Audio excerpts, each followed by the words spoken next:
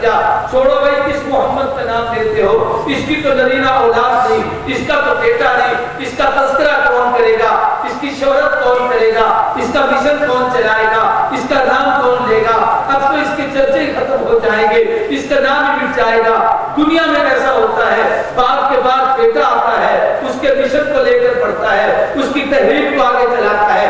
آپ کہہ سکتے ہیں بھئی حضرت صوفی عبدالحفیظ صاحب اللہ کو پیارے ہو گئے, لیکن بیٹا عالم ہے, فاضل ہے, ادارے کو سنبھال کے بیٹھا ہے, مدرسہ اپنے جوبن کے ساتھ چل رہا ہے. شیخ الحدیث حجت الاسلام حضرت مولانا شیخ سرفراز خان صاحب صفدر اللہ کو پیارے ہو گئے, لیکن رب نے کامل اور عالم اور فاضل بیٹے عطا کیے ہیں. باپ کے مشن کو لے کے چل رہے ہیں, اس کی تحریک کو آگے چلا رہے ہیں. تو یہ اولاد کے متعلق صحیح تاثر ہوتا ہے. مگر جب حضور کی اولاد نرینہ نہ رہی اور محبوب کی اولاد دنیا سے چلی گئی تو کافروں کو یہ کہنے کا موقع ملا, چھوڑو بھی کس محمد کا تذکرہ کرتے ہو, اس کی تو نرینہ اولاد نہیں. اور یہ تانا اتنا عجیب تھا کہ اللہ کے نبی پر اس کا اثر ہوا. ایک روایت میں آتا ہے حضور کے صاحبزادے کے انتقال کے بعد صحابہ کرام کہیں بیٹھے ہوتے تو یہودی اور کفار آ کر ان سے کہتے کس نبی کا نام لیتے ہو, اسی کا تذکرہ کرتے ہو, جس کی اولاد کوئی نہیں ہے, جس کا تذکرہ کوئی نہیں کرے گا, جس کا چرچا کوئی نہیں ہوگا, جس کا نام کوئی نہیں لے گا. یہ جملے بڑے عجیب ہوتے تھے. حتیٰ کہ نبی کریم صلی اللہ علیہ وسلم کو یہ تانا دیا گیا اور یہ کہا گیا کہ اگر فقط محمد تو مقطوع نسل ہو چکے, حضور کا تو سلسلہ آگے نہیں چلے گا. اللہ کے نبی نے جب جملے سنے, روایات میں آتا ہے حضور کا دل دکھا, آقا کی آنکھوں میں آنسو آئے, آپ انتہائی مضطرب اور پریشان ہوئے. اور ایک روایت میں ہے کہ بچے کی جدائی کی وجہ سے سیدہ خدیجہ کبریٰ کی آنکھوں میں آنسو تھے. حضور نے فرمایا خدیجہ بے چینی کس بات کی ہے, محبوب بچے کی جدائی کا صدمہ ہے, سوچتی ہوں اس کی کیا کیفیت ہوگی. حضور نے فرمایا اگر تو کہے میں اللہ سے دعا مانگوں اللہ سارے پردے ہٹا کر تیرا بچہ تجھے جنت میں کھیلتا ہوا دکھائے. بیوی کہتے ہیں محبوب آپ کی زبان پر اعتماد ہے, آپ نے کہا مجھے یقین ہو گیا ہے, اب رب سارے پردے ہٹا کر مجھے بیٹا جنت میں کھیلتا دکھائے. میرے اس یقین میں فرق نہیں آئے گا, جو آپ کی زبان سے سن کر یقین آیا ہے, دیکھنے کے بعد بھی وہی یقین.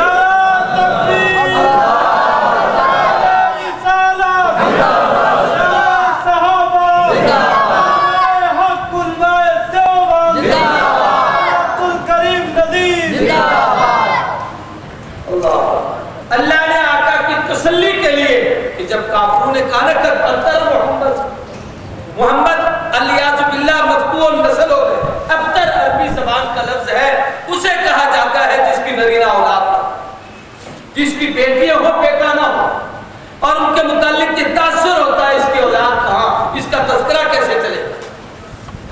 یہاں ایک بات عقیدے کی ہے اور بالکل بہوش و حواس اپنے قلب و جگر کو سے چلا. اللہ کا نظام یہ ہے کہ رب اپنی زمین پر اپنے دشمن اور گستاخ کو تو برداشت کرتے ہیں, لیکن اپنے محبوب کے دشمن کو رب برداشت نہیں کرتا. میرے دائیں بائیں علماء بیٹھے اور یہ گوجرانوالہ علم والوں کا شہر ہے, بڑے بڑے مشائخ اور اکابر, بڑے بڑے تدابر علمی شخصیات یہاں پر گزری ہیں. یہ ان لوگوں کا شہر ہے جن کی تفسیریں اور حدیث کی شروحات بے پناہ چھپی ہوئی ہیں. ان لوگوں سے آپ تحقیق کیجئے اور ان لوگوں سے کے اس علم کو دیکھیے تو یقیناً یہ بات آپ کو ملے گی کہ اللہ نے یہ تو برداشت کیا کہ رب کے گھر کعبے میں 360 قطب کی بات, یہ تو قابل برداشت تھا کہ اللہ تبارک و تعالیٰ کے مقابلے میں غیروں کو معبود اور مقصود کہا اور مانا گیا.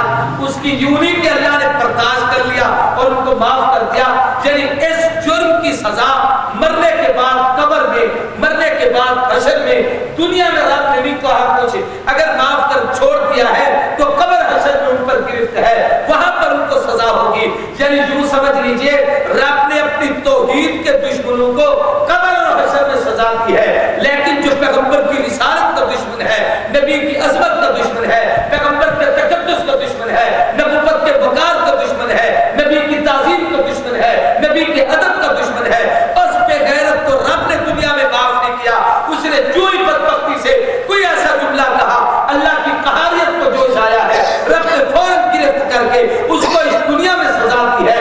اشارہ اس طرف ہے کہ ہر قسم کا غیر قبول، اور ایسا ہے کہ دنیا میں اس پہ گرفت نہ ہو، مرنے کے بعد اس کی سزا ملے، لیکن نبی کی بے ادبی وہ جرم ہے جس کی سزا خدا دنیا میں دے۔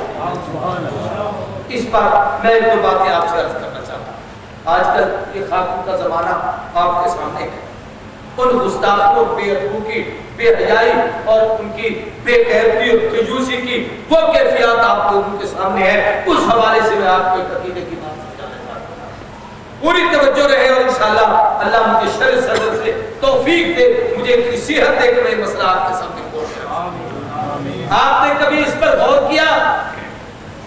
نبی کریم صلی اللہ علیہ وآلہ وسلم کی ذات اقدس کے حوالے سے جب بھی کسی گستاخ نے کبھی بدتمیزی کی، جب تک شریعت کے احکامات نازل ہو رہے تھے، ابتداء اسلام کی بات کر رہا ہوں، اس وقت تک رب کا قانون یہ رہا کہ اللہ اس کا جواب خود دیتے رہے۔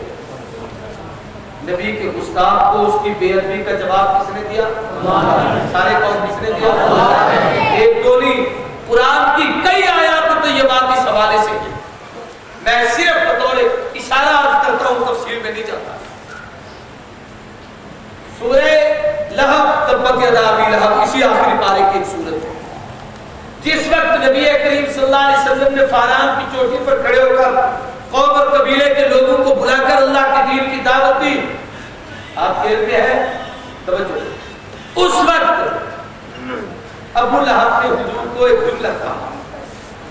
اللہ کے نبی نے دعوت دی کہ ایک اللہ کو مانو، اگلا پوچھو گے۔ اس نے کہا تبا لک یا محمد الہذا جمعتنا، الیاذ باللہ، توجہ سے سمجھنا، محمد تبا لک یا محمد، اس کا مفہوم بڑا عجیب ہے کہ تمہیں ڈر لگتا ہے جیسے تو کسی کو بددعا دے کہ تو نہ رہے، ختم ہو جائے، تیرا کچھ نہ بچے۔ یہ جملہ اس کا مفہوم ہے، تبا لک یا محمد، اے محمد معاذ اللہ تو نہ ہو، کیا اس لیے تو نے اکٹھا کیا تھا کہ 360 کتوں سے چھڑا کر ایک رب کا راستہ دکھانا چاہتے؟ اب یہ اس نے جملہ کہا، لیکن وہ کافر کر کچھ نہیں سکتا۔ توجہ کرنا، جب کسی کے محبوب کو کوئی ستاتا ہے تو محب جلال میں آ جائے تو کہتا ہے اچھا یار مجھے تو نے جو کچھ کہا میں سہتا رہا، اب میرے یار کے متعلق تو نے کہا ہے، میرے محبوب کے متعلق تو نے کہا ہے، تو آدمی غصے میں آ کے کہتا ہے اچھا تو چپ رہے، میں جواب دیتا ہوں۔ اللہ نے بھی کہا محبوب انہوں نے میرے ساتھ شرک کیا، میرے مقابلے میں 360 بت بنائے، میں رب بڑا حلیم ہوں، بڑے حوصلے سے بتا رہا ہوں، لیکن محبوب تجھے میں نے اپنا پیغمبر بنا کر بھیجا ہے، یہ تیری توہین کرنے کے لیے جملہ کہتا ہے، محبوب تو چپ رہے، اپنے رب جواب دیتا۔ اور اللہ نے جواب دیا تبت یدا ابی لہب وتب ما اغنی عنہ مالہ وما کسب، ابو لہب بھی برباد، اس کی نسل بھی برباد، اس کی بیوی بھی برباد، اس کے بچے بھی برباد، اس کا مال بھی تباہ و برباد۔ اس قبیلے نے ایک دفعہ کہا کر کچھ نہ سکا، اللہ نے کہا بھی ہے، قرآن بنا کر اتارا بھی ہے، قیامت تک کی انسانیت سے کہلوایا بھی ہے، اس کو تباہ و برباد بھی کر کے دکھایا ہے۔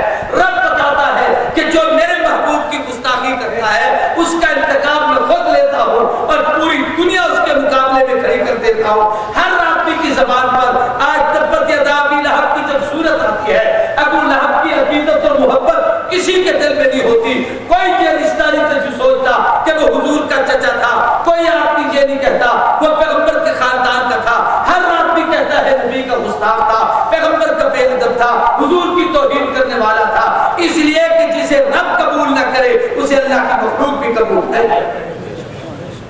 میری بات سمجھ آ رہی ہے؟